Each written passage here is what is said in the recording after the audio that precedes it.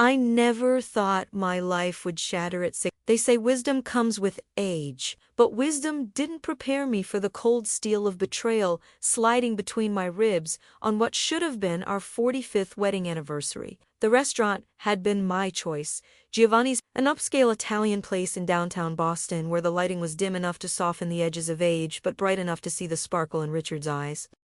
Or so I'd hoped.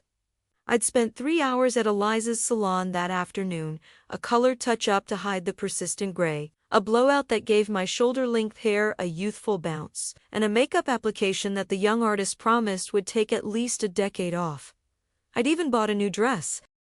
Midnight blue with a subtle shimmer that complemented my eyes and hid the softness that had settled around my middle despite my 3 times weekly water aerobics classes. 245 incredible years, I said, raising my glass of champagne, the bubbles dancing in the candlelight, and too many more. Richard's face remained impassive as he lifted his own glass mechanically. Something cold flickered behind his eyes, something I'd been noticing more and more over the past few months but had desperately tried to ignore. You know, Margaret, he said, setting his barely touched champagne down, I've been doing a lot of thinking lately. The way he said my full name, not Maggie, which he'd called me since our college days at MIT, sent a chill down my spine. About, I prompted, my voice steady despite the sudden dryness in my throat, about life. Time, how quickly it passes. He straightened the cuffs of his tailored shirt, a new one I hadn't seen before. I'm 67 years old. Margaret, retirement didn't turn out how I expected.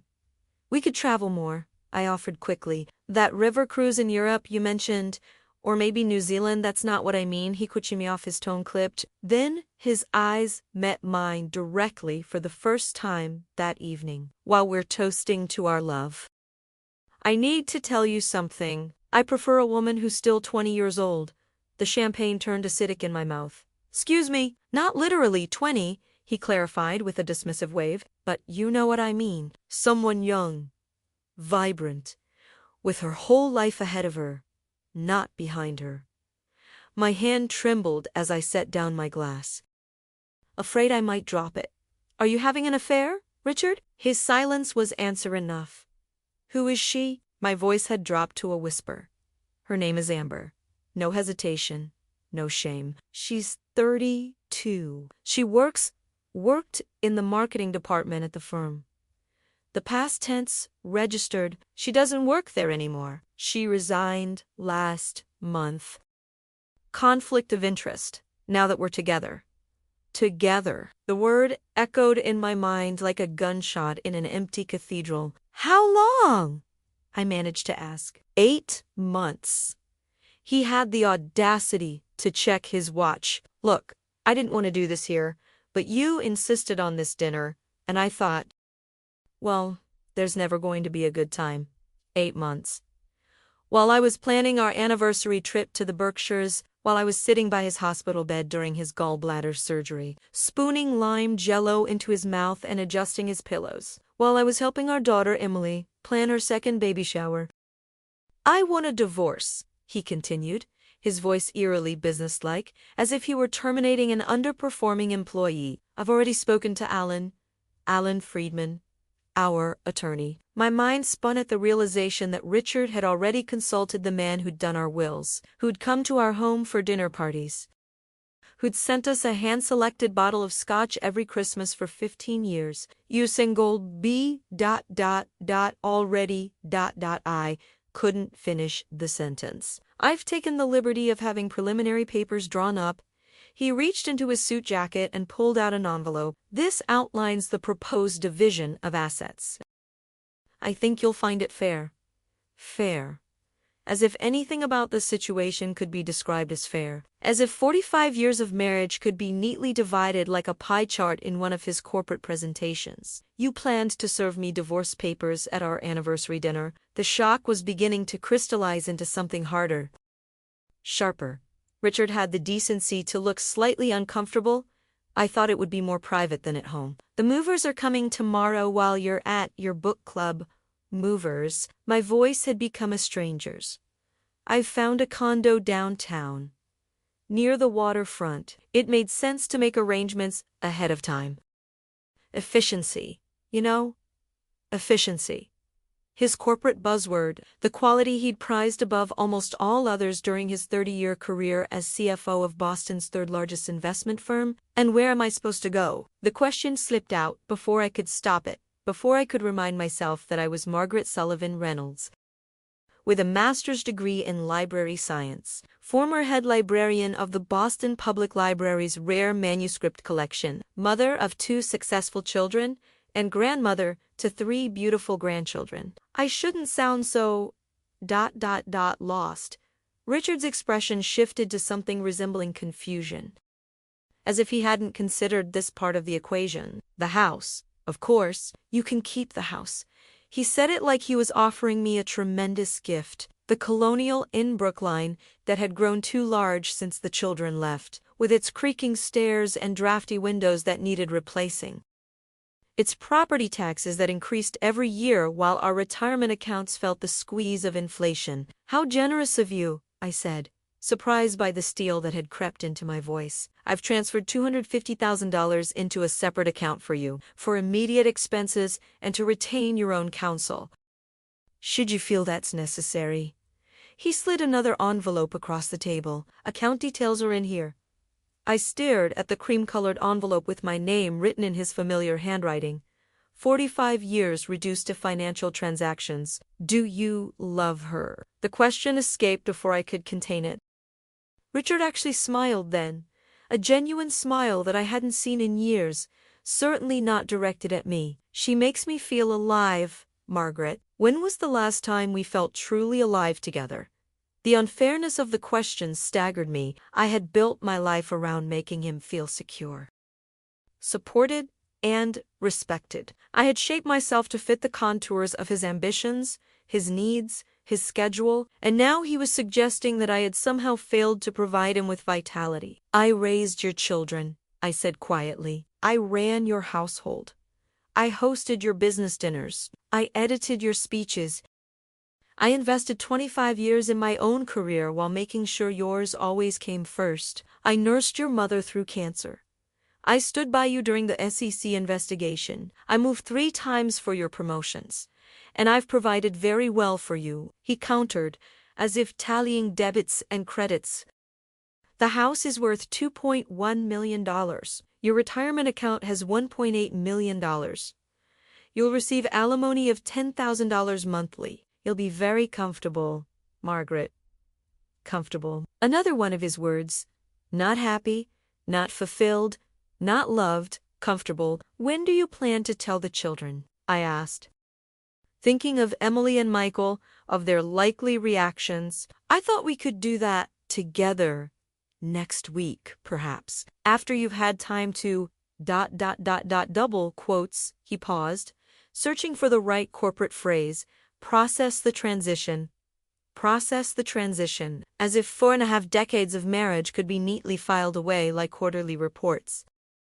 The waiter approached with menus, his practiced smile faltering as he sensed the tension crackling between us. Richard waved him away with a crisp, just the check, please. We won't be staying for dinner, of course not. The anniversary dinner had served its purpose, a controlled environment for his carefully orchestrated exit. I wondered if he'd planned to eat at all, or if he'd already made reservations elsewhere. With Amber. Does she know how old you are? I asked suddenly, recalling how he'd recently started using a subtle touch of dark dye at his temples, how he'd increased his gym sessions from 2 to 4 times weekly, how he'd switched from bifocals to contact lenses despite the chronic dry eye that had plagued him for years. A flicker of something annoyance? Insecurity? Crossed his face. Of course she does. And does she know about the sleep apnea machine? About how you need the house at exactly 67 degrees to fall asleep? About your lactose intolerance that you insist on ignoring, then complain about for days afterward? Margaret, his tone held a warning. This isn't dignified. Dignified. The final corporate value from Richard Reynolds' personal mission. Statement of efficiency. Comfort. Dignity. The holy trinity by which he'd navigated his successful life. trampling anything messy, uncomfortable, or human that stood in his path. "You're right," I said, reaching for my purse and standing up. "There's nothing dignified about any of this." I walked out of Giovanni's with my head held high, past the curious glances of other diners, past the Ma Shri Day who had greeted us by name when we arrived. Addressing Uzas, Mr. and Mrs. Reynolds, our favorite anniversary couple, the cool October air hit my face as I stepped onto Boylston Street, and I realized I had no idea where to go or what to do next. For the first time in 45 years, I didn't have to rush home to prepare Richard's favorite nighttime tea chamomile with a precise teaspoon of local honey. I didn't need to turn down the bed or set the thermostat to his preferred sleeping temperature. I didn't need to lay out tomorrow's shirt for ironing or check his calendar to prepare for whatever social obligation awaited us. I was free, and I was utterly, devastatingly alone. I walked 4 hours that night. Through the public garden where we'd taken our engagement photos, past the brownstone on Commonwealth Avenue where we'd lived when Michael was born, alongside the Charles River where I'd cheered Richard on during his marathon running phase in his 40s, the city held our history in its streets and buildings. And each familiar landmark felt like another wound torn open. By the time I returned to our Brookline home, the home that would soon be just mine, it was past midnight. I half expected to find Richard there, to discover that the entire evening had been a cruel joke or a stress-induced hallucination. Instead, I found a neatly printed list on the kitchen counter titled, "Items our Reynolds will remove -10/15, with tomorrow's date, hundreds of entries, categorized by room, with notation marks indicating what he considered exclusively his, what was shared, and what Iggy was generously leaving for me. I sank into a chair at the kitchen table, an antique oak piece we'd found at a Vermont farm auction on our 10th anniversary, and noticed he'd marked it as shared M. Reynolds keeps. Even in this, he'd positioned himself as the magnanimous giver, the one making concessions. The grandfather clock in the hallway, our Reynolds takes. Family heirloom from Reynolds' side, chimed 1 o'clock. Beside it, my phone lit up with a text message from Emily. "How was the anniversary dinner? Did Dad like the watch? D watch. D watch." In my purse, still in its wrapped box from Tiffany, the tank watch I'd saved for over 2 years to purchase. Putting aside small amounts from my library, pension, and the modest income from the online rare book authentication service I'd started during the pandemic, a watch to replace the one his father had given him, the one he'd lost on a business trip 3 years ago and still mentioned with regret. I left the text unanswered and climbed the stairs to our bedroom, soon to be just my bedroom. On Richard's side of the bed, his reading glasses sat neatly folded on top of his current book, Reinvention at Any Age. Second Acts in Business and Life. The book had appeared a few months ago, and I'd thought it was just another of his self-improvement kicks, like the brief meditation phase last year or the intermittent fasting experiment the year before. Now, I understood it had been something far more significant. A manual, a blueprint, a justification. I changed into my nightgown, not the new silk one I'd purchased for tonight, but an old cotton one that had seen better days, and slid between sheets that still smelled faintly of Richard's sandalwood cologne. Lying in the dark, I tried to pinpoint exactly when we'd started to drift apart, when the comfortable routine of our marriage had become a prison for him rather than a sanctuary. Was it when I'd retired 5 years ago, when our last child, Michael, had married, when Richard's own retirement had left him without the status and structure that had defined him for decades? Or had the fractures been there all along, hairline cracks that I'd papered over with busy schedules and comfortable habits? Sleep evaded me, and I found myself pulling out my laptop at 3 a.m. A quick search for Amber and Richard's company yielded immediate results. Umbe Larson, marketing director, smiling confidently from her LinkedIn profile. 32, not even 32 but 31, according to her education timeline, with glossy chestnut hair, a graduate degree from Wharton, and a list of accomplishments that made my throat tighten. Board member of 2 non-profit organizations. Speaker at marketing conferences, former competitive swimmer with qualifications for Olympic trials. I clicked through to her Instagram, open to public viewing. There she was in St. Bart's 3 months ago, while Richard had been at a financial planning conference. There they were together at a Red Sox game 6 weeks ago when Richard had told me he was meeting with his college roommate visiting from Chicago. Each photo, Richard looked younger somehow, his smile wider, his stance more relaxed than I'd seen in years. I closed the laptop, feeling like a voyeur in my own life. Morning came with harsh sunlight in the reality that today was not a nightmare but my new normal. I heard Richard moving around downstairs. He must have come home while I was finally asleep. The smell of coffee wafted up the stairs, the familiar aroma of our morning ritual now tainted with betrayal. I dressed carefully in tailored black pants and a blue cashmere sweater that Emily had given me for Christmas. Armor, of sorts. When I descended the stairs, Richard was at the kitchen table, papers spread before him, looking for all the world like this was any normal Friday morning in our 45-year marriage. "Good morning," he said, his tone carefully neutral. "There's coffee." As if I didn't know where coffee would be in my own kitchen. As if this were a hotel and he the accommodating host. "The movers will be here at 10:30, he continued when I didn't respond. "I've taken only what's on the list. If there's anything else you think I should or shouldn't take, now's the time to discuss it."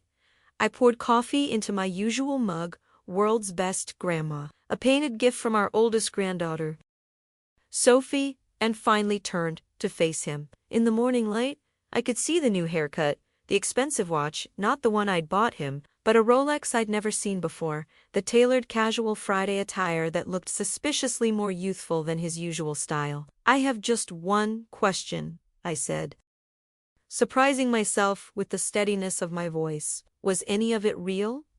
Any of the 45 years? Richard's expression softened fractionally, not with love, but perhaps with pity. "Of course it was real, Margaret. We built a good life, raised good kids, but people change, wants change. I never planned for this to happen." "But you did nothing to prevent it," I observed. He had the grace to look away. "No, I suppose I didn't." We sat in silence as the October sun streamed through the kitchen windows, illuminating dust motes in the air and the faded spot on the wallpaper where Michael's 8th grade science project had exploded 3 decades earlier. "I called Emily and Michael last night," Richard said finally. "Asked them to come over this Sunday. Thought it would be better to tell them together, like I said." The coffee turned bitter in my mouth. "You called our children without consulting me," he shrugged, the gesture dismissive. "It needed to be done efficiently," he added, as if that explained everything. "And what exactly did you tell them? That you're leaving their mother for a woman younger than they are. That you've already packed and planned while maintaining a charade of our anniversary dinner. That their father has decided, after nearly half a century, that he prefers someone who's still young and vibrant." "I simply said we needed to discuss some important changes," he replied, his corporate mask firmly back in place. "I thought it would be respectful to tell them in person, together." Respectful. As if any part of this situation contained respect. The doorbell rang, the movers, 30 minutes early. Of course, they were early. Richard Reynolds wouldn't hire movers who operated on anything but military precision. As strange men entered our home and began efficiently packing Richard's carefully labeled possessions, I retreated to the sunroom at the back of the house. This had always been my space, filled with plants, books, and the watercolors I'd started painting after retirement. Richard had marked nothing in this room on his list of items to take. Through the large windows, I watched as our garden, the garden I'd tended for decades, transitioned into fall. The hydrangeas had turned from vibrant blue to a muted russet. The maple was shedding its crimson leaves, and the carefully mulched perennials were retreating into the earth to wait out the coming winter. Nature's own efficient transition from one season to the next. 3 hours later, Richard appeared in the doorway of the sunroom. He'd changed into jeans and a casual shirt, another new item I didn't recognize, and had his car keys in hand. "The movers are finished," he said. "I'll be going now. 45 years. Condensed into those 5 words. I looked up from the book I'd been pretending to read. "Is that all?" He hesitated, seeming suddenly less certain than he had been at the restaurant. "Margaret," I hope someday you'll understand. This isn't about you not being enough. It's about me needing something different before it's too late. Different, I repeated. You mean younger? That's not fair. None of this is fair, Richard, but at least have the courage to be honest about what you're doing and why you're doing it. He straightened, his corporate posture returning. The attorney will contact you next week. If you need anything in the meantime, you have my number. Have his number. As if I were a business associate, he was keeping at a professional distance rather than the woman who had washed his clothes, borne his children, and held his hand through 2 cancer scares. Goodbye, Richard, I said, turning back to my book. I didn't watch him leave. I didn't follow him to the door or stand in the driveway as the moving truck pulled away. I didn't cry or scream or throw things. Instead, I sat in my sunroom as autumn light filtered through the windows, illuminating dust on surfaces that needed cleaning and plants that needed watering. Ongoing tasks in a life that, somehow, would continue. And my phone buzzed with a text. Emily? Mom, just checking on you. How was the dinner? You never replied. I stared at the screen, my daughter's concern radiating through the simple message. What could I possibly say? How could I tell her that her father had left? That the foundation of family she'd always known had cracked beyond repair? That would be Richard's job on Sunday. For now, I had to hold myself together, had to find a way through the next 48 hours. Dinner was fine, I typed back, the lie burning my fingers. Talk soon. Love you. Then I set the phone down, walked to the antique secretary desk in the corner of the sunroom, and pulled out a yellow legal pad, the same kind I'd used for decades to make lists, plan family vacations, and organize household budgets. At the top, I wrote in careful letters, "What happens now?" Beneath it, I began to write. The weekend passed in a fog of sleepless nights and mechanical tasks. I cleaned obsessively, scrubbing away fingerprints and dust that had accumulated in corners I'd neglected. I organized drawers, discarding old receipts and warranties for appliances we no longer owned. I sorted through photos, placing them in neat chronological stacks that I then returned to their albums without really seeing them. Sunday arrived with leaden skies and a forecast of rain, appropriate weather for the conversation that awaited us. I prepared a light lunch, setting the dining room table with the casual dinnerware rather than the formal china. This wasn't a celebration. There was no need for pretense. Emily arrived first, her husband Mark and their 2 children waiting in the car. Dad said it would be an adults-only conversation, she explained, kissing my cheek as she entered. At 38, my daughter was the image of me at her age, though she'd inherited Richard's analytical mind and drive, a pediatric surgeon with a thriving practice. She balanced career and family with a grace I'd always admired. "Mom, are you okay?" she asked, her trained physician's eye taking in my appearance. "You look like you haven't slept." "I'm fine," I assured her, the lie now practiced after 2 days of repetition. "Just busy with some projects." Michael arrived 10 minutes later, alone. His wife Teresa was at a conference in Chicago, a blessing in disguise, as I wasn't sure I could maintain the facade for an additional person. At 35, my son had Richard's height and my coloring, his tech company now successful enough that he could afford the designer clothes, and luxury car that his father had always favored. "Where's Dad?" he asked immediately, looking around the conspicuously quiet house. "He'll be here soon," I said, ushering them both into the living room. "Can I get you anything to drink?" They exchanged a look, the silent communication of siblings that had always fascinated me, but accepted glasses of iced tea. We made small talk about the children, about Michael's recent business trip to Singapore, about the renovation Emily and Mark were considering for their kitchen. Normal family conversation that felt surreal under the circumstances. The doorbell rang at precisely noon. Richard, punctual, as always. I opened the door to find him standing there with Amber beside him. He hadn't mentioned he was bringing her. From the shock on his face when he registered my expression, he realized his mistake immediately. "Margaret," he began. You thought what? Exactly. I kept my voice low, aware of Emily and Michael waiting in the living room, that I'd welcome your girlfriend into my home to help explain to our children why their father is leaving their mother. Amber had the decency to look uncomfortable.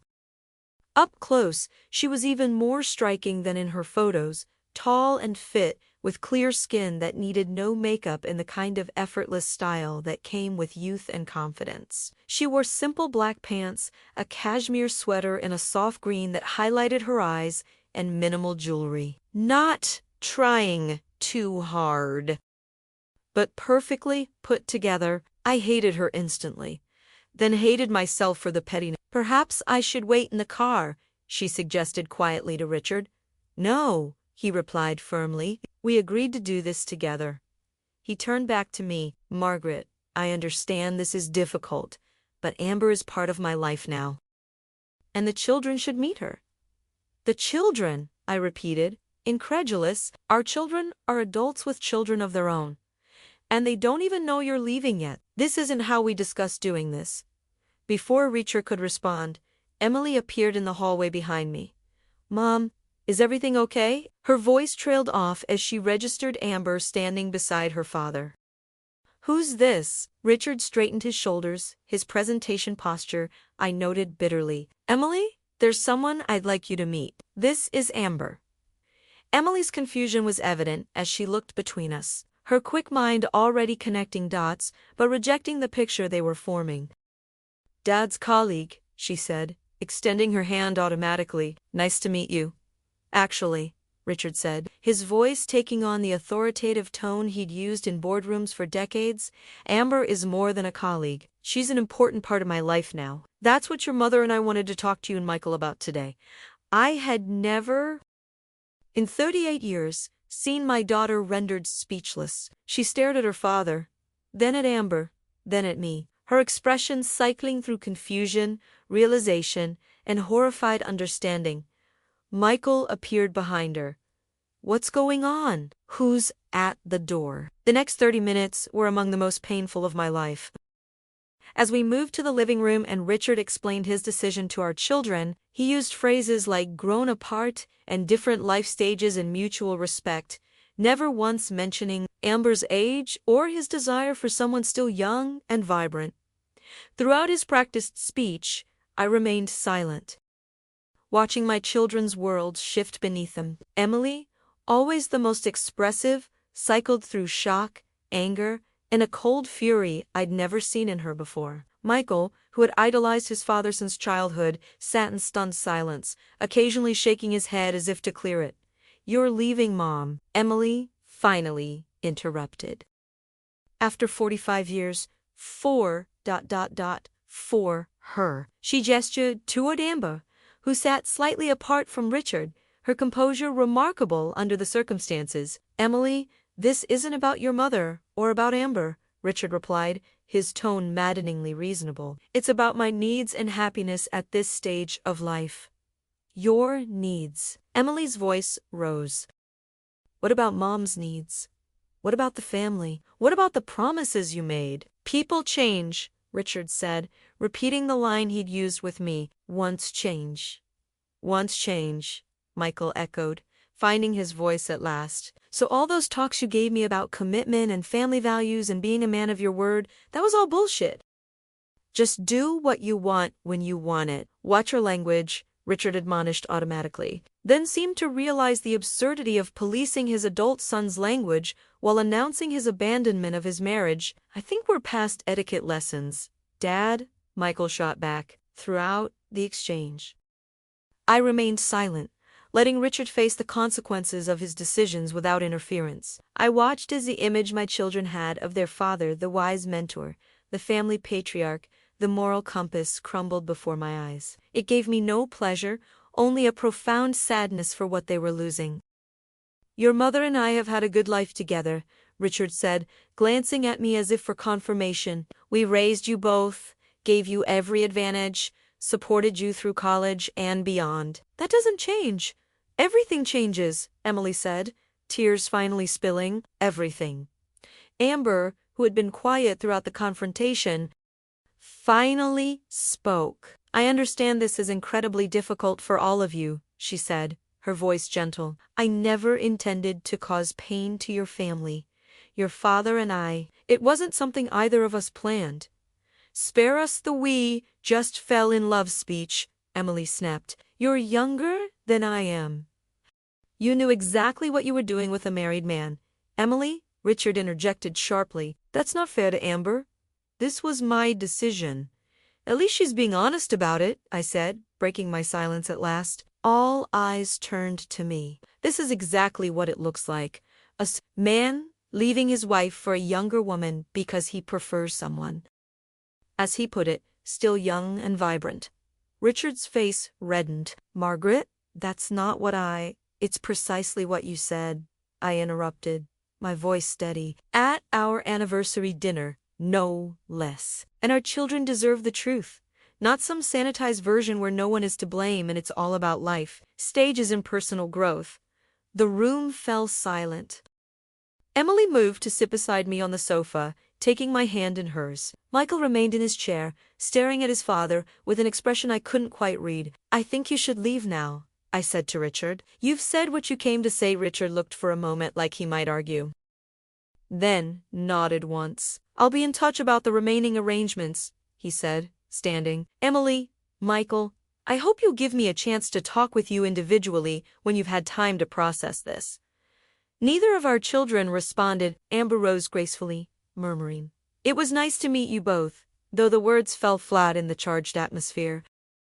I didn't see them out. Instead, I sat between my children as the front door closed, listening to Richard's car start and pull away from the house he'd left behind, along with 45 years of shared history. Mom, Emily began, her voice breaking. I had no idea. Neither did I assured her, squeezing her hand. Not really. Not until 3 days ago. 3 days? Michael looked stunned. You've only known for 3 days, and you're this calm? I wasn't calm. I was devastated, humiliated, terrified of the future that stretched before me, a future I'd never planned for, never imagined. But, looking at my children's shocked faces, I knew they needed stability now more than I needed to fall apart. I'm still processing, I said, honestly, but what matters right now is that you both know that this doesn't change anything between us. Your father made his choice, and it's a painful one for all of us. But we're still a family. How could he do this? Emily asked, tears streaming now. To you? To us? To everything we believed in? I had no answer that wouldn't further tarnish their image of Richard, and despite everything, I couldn't bring myself to do that. They would form their own judgments in time. People make choices based on their own needs, I said finally. Your father believes this will make him happier. Whether that proves true or not isn't for us to decide. Michael stood abruptly. I need some air, he said, heading for the back door that led to the garden. Through the window, I watched him pace among the fallen leaves. Phoning hand likely calling Teresa, Emily leaned her head against my shoulder, a reversal of our usual roles. What are you going to do, Mom? It was the question I'd been asking myself for 3 endless days and nights. What was I going to do? Who was I, if not Richard Reynolds' wife? What did the next chapter of my life look like when the previous chapters had all been clear?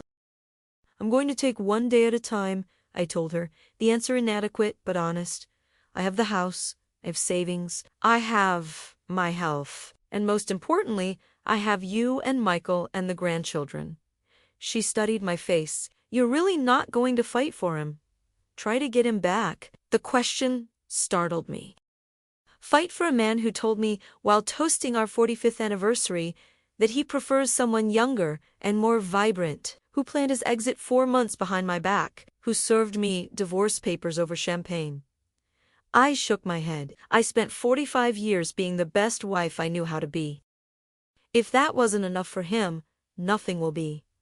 Emily's expression shifted from concern to a fierce protectiveness. Then we'll make sure you have the best divorce attorney in Mass. He's not going to leave you with crumbs after all you've sacrificed. Your father has already transferred money for me to retain counsel, I said. And he's left me the house, my retirement accounts, and offered generous alimony. Of course he has, Emily said bitterly. He wants to buy his way out of guilt, make it all neat and tidy and fair, so he can sleep at night in his waterfront condo with his child bride. I couldn't help but sad love. She's hardly a child, Emily.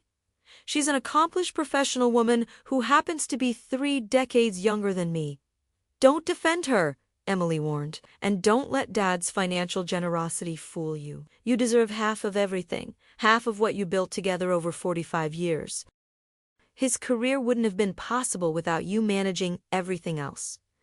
She was right, of course. Behind Richard's meteoric rise had been countless sacrifices on my part, relocations that disrupted my own career, social engagements I'd orchestrated to advance his connections, midnight oil I'd burned editing presentations while he slept.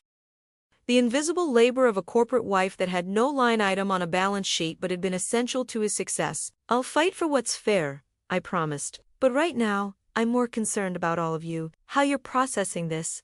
Emily gave me a look so reminiscent of my own, exasperated expression that it momentarily took my breath away. Mom, stop worrying about everyone else for 5 minutes. This is happening to you. It's okay to be devastated, to be angry, to need support. Before I could respond, Michael returned from the garden, his expression set in the determined look I recognized from his childhood sports competitions. I called Teresa, he said. Sitting across from us, she's cutting her conference short, coming home tonight. And Mom, she agrees with me. You need to stay with us for a while. Get away from this house and all the memories. We have plenty of room, and you shouldn't be alone right now. The offer was tempting to retreat to my son's comfortable home in Cambridge, to be fussed over and protected, but something inside me rebelled at the idea of running away, of being treated as fragile or incapable. Thank you, Michael. That means more than you know, I said. But I need to stay here, at least for now. This is my home. If I leave when things get difficult, I'll be giving it power over me. He looked ready to argue, but Emily caught his eye and shook her head slightly. Then we'll come to you, she said decisively. Teresa and Mark can manage the kids. Michael and I are staying here tonight. No arguments. And so they did, my grown children camping out in their childhood bedrooms that Sunday night. They ordered pizza, comfort food from the local place that had been our Friday night tradition when they were teenagers, and opened a bottle of wine. We avoided talking about Richard or the future, instead reminiscing about family vacations and Emily's disastrous science fair project and the time Michael had accidentally set the kitchen curtains on fire, trying to make flaming desserts for a girl he was trying to impress. It wasn't until they had gone upstairs that I allowed myself to cry silently, sitting on the back porch wrapped in a blanket, watching the autumn moon rise over the maple tree Richard and I had planted when we'd first bought the house. In the morning, I washed my face, made breakfast for my children as I had thousands of times before, and sent them off to their own lives with promises that I would call if I needed anything. Then I picked up the phone and called Marianne Goldstein, the divorce attorney Emily had researched overnight and pronounced Bahakuda in Chanel, because while I might not fight to get Richard back, I would absolutely fight to get what I deserved after 45 years of being Margaret Sullivan Reynolds. It was time to write the next chapter, and this one would be authored by me alone. The weeks that followed took on a surreal quality. I moved through days filled with appointments with the attorney, with the financial advisor Emily had recommended, with the therapist Michael had quietly researched and passed along just in case you want to talk to someone neutral. I fielded concerned calls from friends who had heard rumors, from Richard's sister in Connecticut, who was just horrified by the whole thing, from former colleagues, who sensed something was wrong. I told the truth, simply and without embellishment. Richard has left me for a younger woman. Yes, after 45 years? No, I had no idea it was coming. Yes, I'll be all right financially. No, reconciliation isn't on the table. The responses ranged from shocked sympathy to thinly veiled curiosity to genuine outrage on my behalf. Most surprising were the calls and visits from women I'd known peripherally for years, other corporate wives, fellow committee members, acquaintances from the club who shared similar stories. John left after 38 years for his administrative assistant. "Classic, right?" said Barbara Williams, whom I'd served with on the library board. "George moved to Florida with a yoga instructor. I got the house and half his pension. But my grandchildren still ask why Grandpa doesn't come for Christmas," offered Susan Mitchell, my garden club president. William's midlife crisis came at 72, if you can believe it. "Bought a motorcycle and moved in with a woman he met at a Harley convention," confided Eleanor Peterson, whom I'd known since our children were in preschool together. Their stories were both comforting and disturbing. Comforting because I wasn't alone in this particular humiliation. Disturbing because the pattern was so predictable, so trite. Successful men discarding decades of marriage for the ego boost and validation of younger partners. A cliché I was now living. Richard called twice in those first weeks. The first time to ask about tax documents he couldn't locate in his files, the second to suggest a dinner meeting, to check in on how you're doing. I declined both overtures with polite detachment, directing him to communicate through our respective attorneys. Marianne Goldstein proved herself worth every penny of her $750 hourly rate. She dissected the initial settlement proposal Richard had presented at our anniversary dinner and found it significantly lacking. "He's undervaluing the stock options granted during your marriage," she pointed out during our second meeting. "And there's no mention of his executive retirement package or the vacation property in Vermont." "Vermont cabin?" I questioned. "We sold that 5 years ago."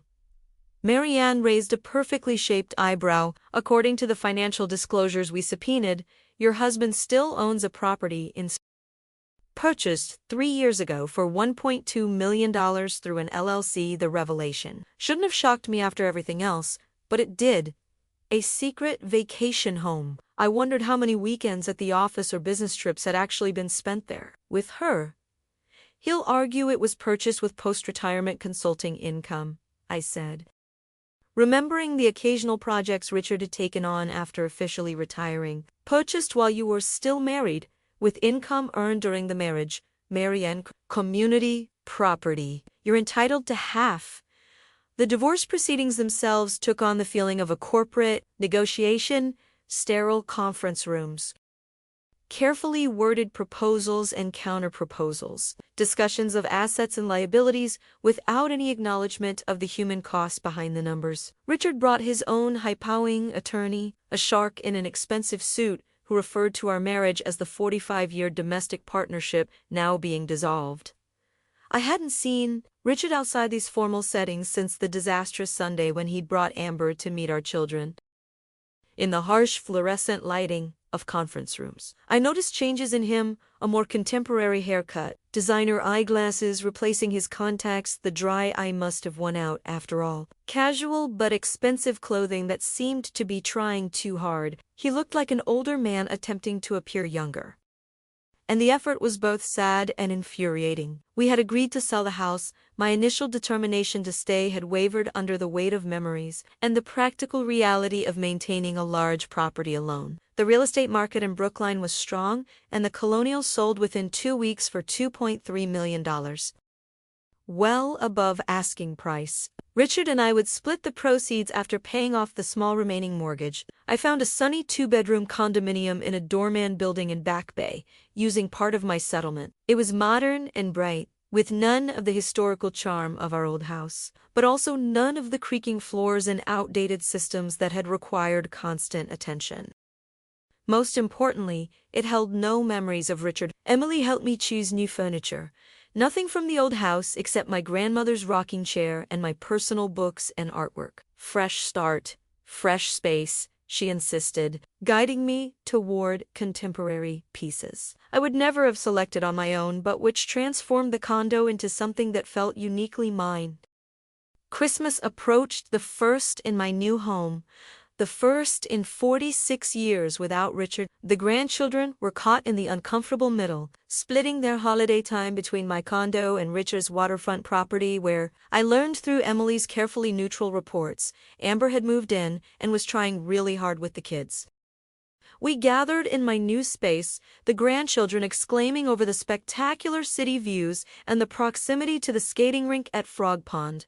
Michael managed the music. Teresa supervised the kitchen, and Emily decorated a tree that was nothing like the carefully color-coordinated ones Richard had always insisted on, with its mismatched ornaments and handmade decorations from the grandchildren. Halfway through the evening, as I watched Sophie teaching her younger cousins a clapping game while the adults prepared dinner, my phone buzzed with a text from Richard.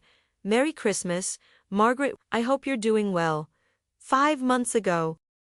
Those words would have meant something. Now, they were just pixels on a screen, a perfunctory acknowledgement from a man who had once been the center of my world, but was rapidly becoming a stranger. I didn't reply. After dinner, as Joan helped me with dishes in the kitchen, she studied me with the forthright gaze that had intimidated me when we were children but now felt comfortingly familiar. "You're doing better than I expected," she observed. "When you called in October, I was ready to fly out immediately." I handed her a plate to dry. "Some days are better than others, and today?" I considered the question as I rinsed a wineglass. "Today is ... okay. Different, but okay." Joan set down her towel. "I need to ask you something, and I want an honest answer."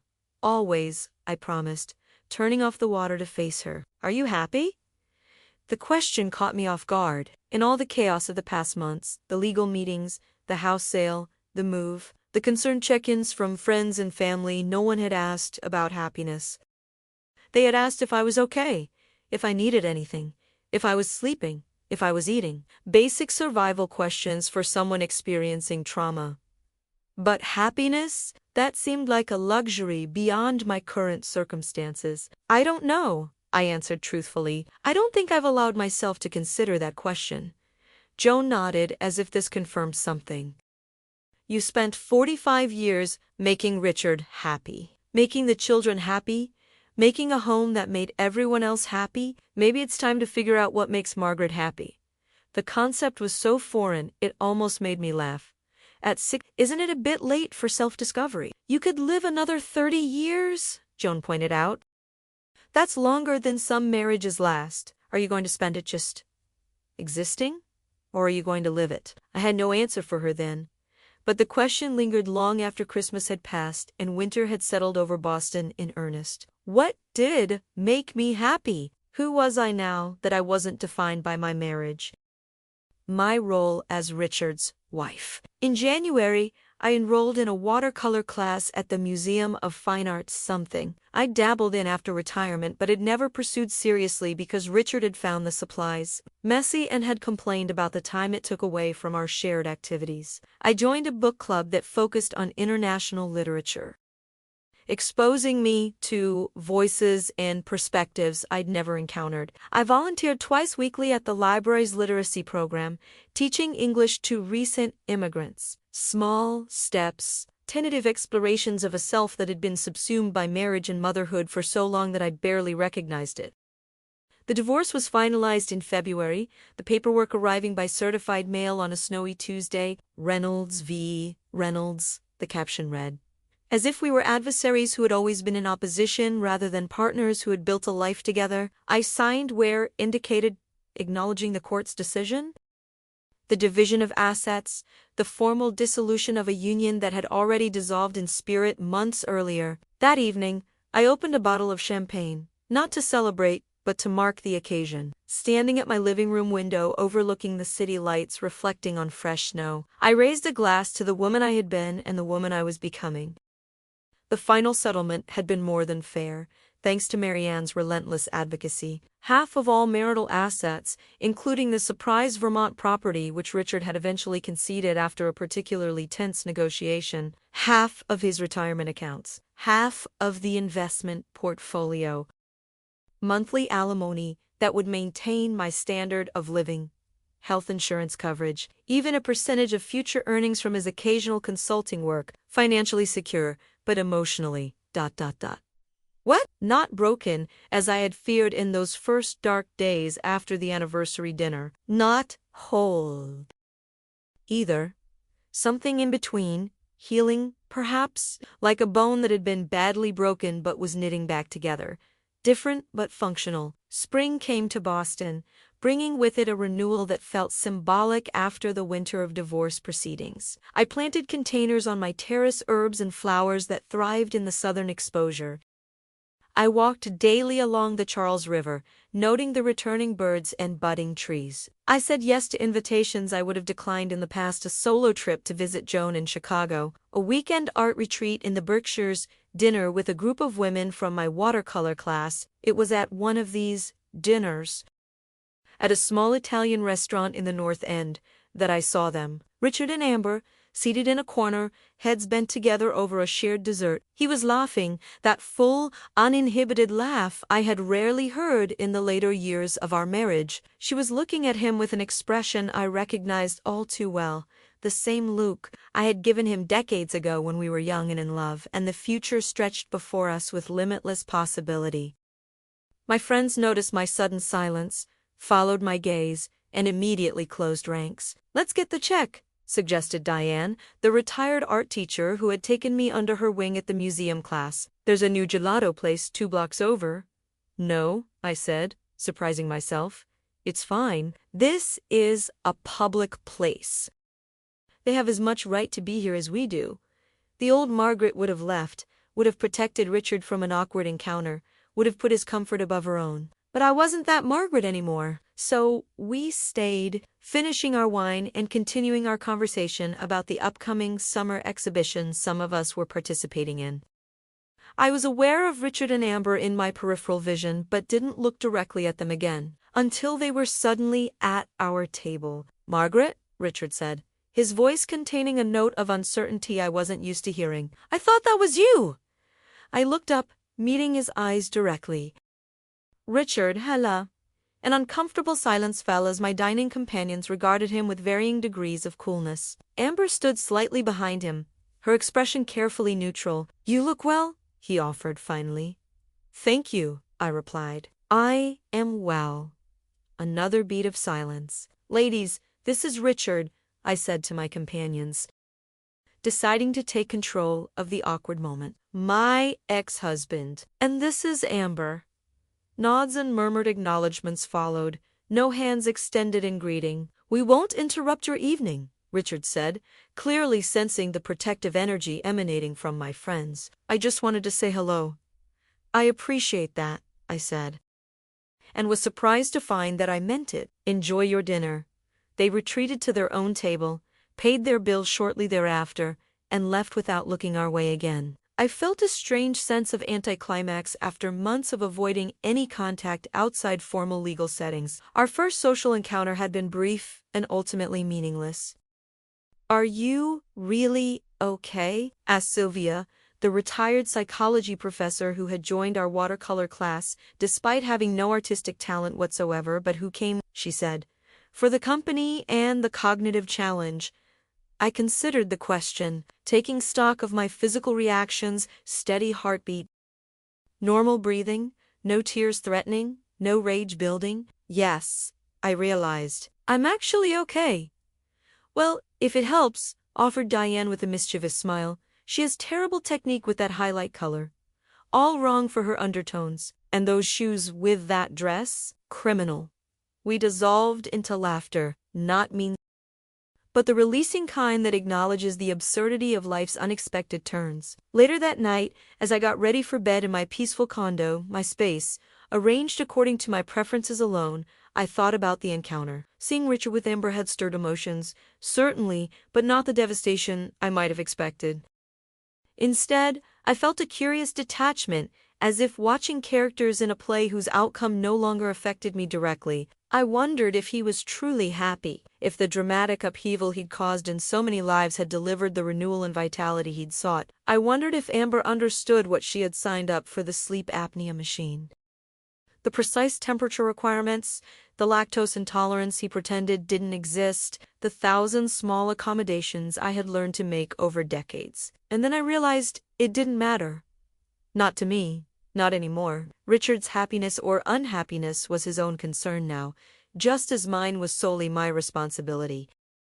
It was a strangely liberating thought. The following weekend, Emily and her family came for lunch at my condo, while Mark took the children to the nearby playground. My daughter helped me rearrange furniture to better capture the spring light now streaming through the windows. "Dad called yesterday," she said casually as we pushed the reading chair into its new position. "Wanted to know if we're still coming for Sophie's birthday dinner next weekend." Our family had settled into an uneasy new normal, the children maintaining relationships with both parents but keeping those spheres separate. Richard hosted birthday celebrations at his condo. I hosted Sunday brunches at mine. Holidays were still being negotiated, the wounds too fresh for comfortable coexistence. "And are you?" I asked, careful to keep my tone neutral. Emily gave me a searching look. "Is it awful for you that we still see him? Include him?" I sat in the newly positioned chair, patting the ottoman for Emily to join me.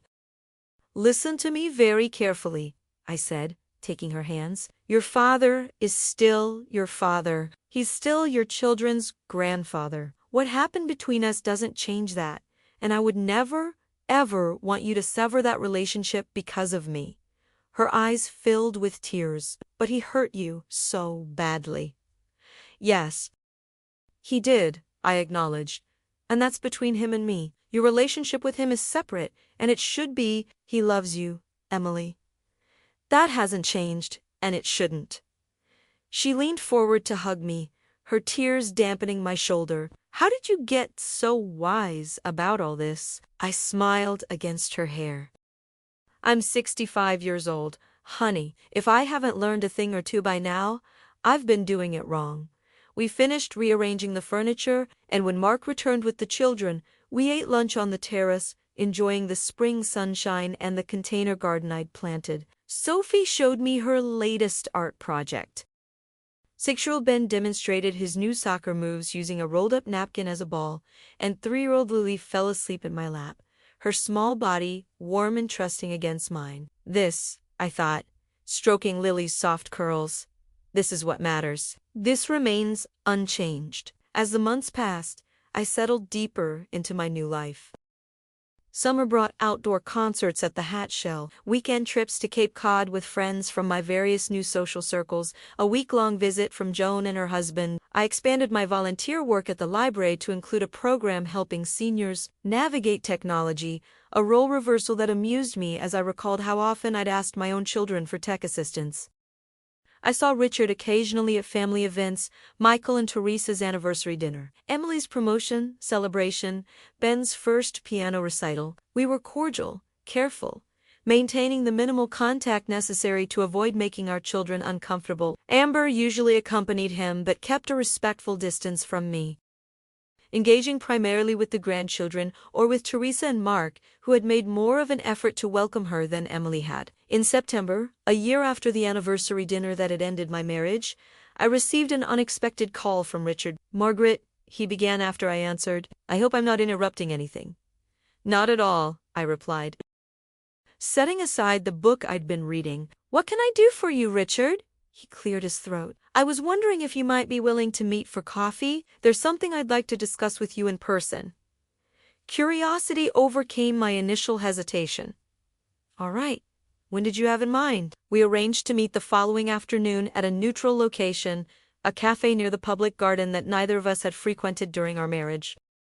I arrived 5 minutes early, choosing a table near the window, but not directly visible from the street. Some habits of consideration were hard to break. Richard arrived precisely on time. Of course, he looked tired. The youthful styling remained the contemporary clothes, the tinted hair, but underneath was a man approaching 70, with all the physical realities that entailed. He ordered black coffee. His doctor had finally convinced him to cut back on cream and sugar due to cholesterol concerns. I remembered and sat across from me with an air of nervous formality. "Thank you for meeting me," he began. "You're looking well." "Margaret?" "Thank you," I replied. "You wanted to discuss something?" He nodded, fingers tapping against his coffee cup. "I've been doing a lot of thinking lately. About us? About what happened? About the choices I made?" I kept my expression neutral, waiting. "I'm not sure there's an adequate way to say this," he continued, But I owe you an apology. A real one, not the corporate speak version I've been hiding behind. This was unexpected. In the years since our separation, Richard had expressed regret about the timing of his announcement, about bringing Amber to the family meeting, about specific logistical aspects of our divorce. But he had never questioned the fundamental decision to leave. "I'm listening," I said. He took a deep breath. "What I did to you was cruel. Not just leaving, but how I left. The things I said at our anniversary dinner, the way I planned everything behind your back, the Vermont property, all of it." He met my eyes directly. "It was beneath me, beneath the man I thought I was, and you deserved better after 45 years of being an exceptional wife." The words washed over me, words I had once desperately wanted to hear, words that might have meant everything in those early days of shock and grief. Now, they were just words.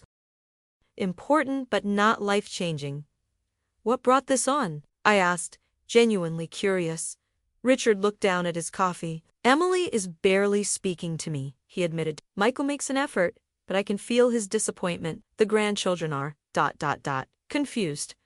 I told myself it would get easier with time, that everyone would adjust, but it's been a year and the fractures are still there, and I've started to question whether what I gained was worth what I lost. And Amber," I couldn't help asking. A flicker of something, regret, uncertainty, crossed his face. "Amber she's wonderful in many ways.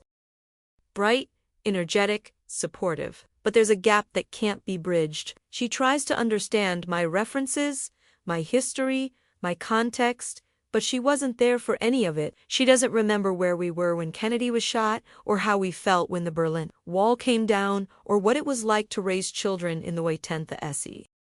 We don't share memories." I nodded, understanding completely what he meant. The shared context of a long marriage, the accumulated experiences, private jokes, mutual witnesses to life's journey, couldn't be replicated or replaced, no matter how vibrant or loving a new partner might be. "I'm not telling you this to suggest, double quotes," he began. Then paused. "I'm not asking for reconciliation. I know that bridge is thoroughly burned. I just wanted you to know that I recognize the magnitude of what I threw away, and I am genuinely sorry for the pain I caused you." I studied him. This man I had known for nearly half a century, this stranger I was still learning to interact with in our new reality. "I accept your apology," I said finally, "and I appreciate you making it. It matters." Relief visibly washed over him. "Thank you." We sat in silence for a moment, the awkwardness of our new relationship settling around us like an ill-fitting coat. "How are you, Margaret?" "Really?" he asked, and I sensed genuine concern behind the question. I considered how to answer, whether to offer platitudes or vulnerability. "I'm rediscovering myself," I said honestly, "finding out who Margaret is when she's not defined as Richard's wife. It's challenging sometimes, but also, invigorating." He nodded slowly. "You seem different. More, double quotes. Present," I supplied. "I feel more present in my own life." "Yes, that's it, exactly." He looked at me with something like wistfulness. "I always admired your strength, you know, even when I didn't say it enough. I didn't always feel strong," I admitted, "but I'm getting there." We finished our coffee, talking a bit about the children. About his mother's declining health in her nursing home, about neutral topics that caused no pain. As we prepared to leave, he hesitated. "Margaret, would it be possible? That is, would you consider maintaining some kind of friendship, for the sake of family gatherings, holidays, the grandchildren, I considered his request. Remembering the tension that had characterized our limited interactions over the past year, the strain it placed on our children. "I think we can be friendly," I said carefully. "Cordial? Certainly. True friendship might be asking too much right now, but I'm open to a more comfortable relationship than what we currently have." He nodded, accepting this partial concession. "That's fair, more than fair, actually." We parted outside the cafe with an awkward almost handshake that turned into a brief touch of his hand against my arm. Not quite the embraces we'd shared for decades, but more personal than the careful distance we'd maintained since the separation. Walking home through the public garden, I found myself smiling slightly, not because Richard's apology had healed the wounds of betrayal, those scars would always remain, but because I had faced him as an equal, as myself rather than as an extension of him, and had found the interaction affirming rather than devastating. Joan's question from Christmas echoed in my mind. Are you happy? The answer, I realized, was surprisingly straightforward.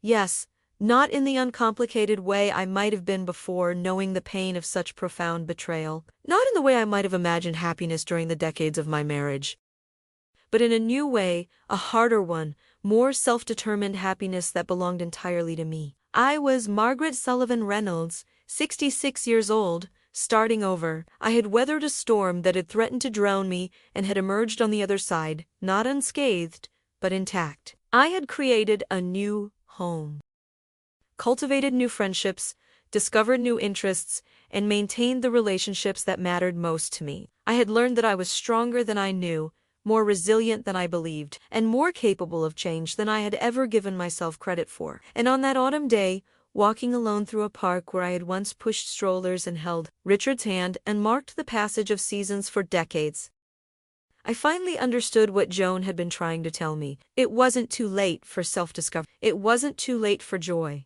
It wasn't too late for me. The future stretched before me, uncertain, but also filled with possibilities I had never considered when my identity was so thoroughly entwined with my role as a wife.